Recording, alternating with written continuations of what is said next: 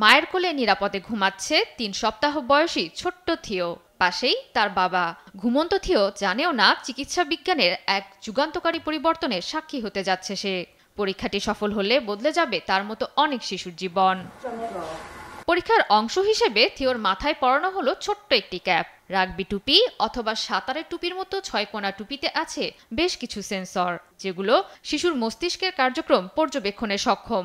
পরীক্ষাটি হচ্ছে ক্যামব্রিজের রোজি ম্যাটারনিটি হসপিটালে। গবেষকদের দাবি বিশ্বে প্রথমবার হচ্ছে এমন পরীক্ষা।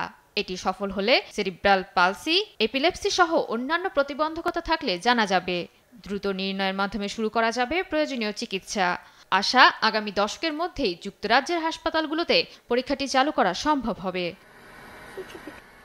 আলো ব্যবহার করে এ পদ্ধতিতে মস্তিষ্কের অক্সিজেনেশন পরিমাপ করা হয়, তবে এটি শুধুই মস্তিষ্কের উপরিভাগ পর্যন্ত সীমাবদ্ধ। তাই আমরা একে আল্ট্রাসাউন্ডের সঙ্গে একত্রিত করেছি, যার মধ্য দিয়ে আরো গভীরে দেখার সুযোগ মিলবে।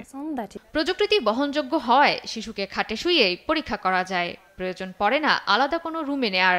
চাইলে শিশুকে দিনের মধ্যে একাধিকবার টুপি পরিয়ে পরীক্ষাটি করা সম্ভব। তবে প্রযুক্তি কাজে লাগাতে প্রয়োজন পর্যাপ্ত বিশেষজ্ঞ নিশ্চিত করা।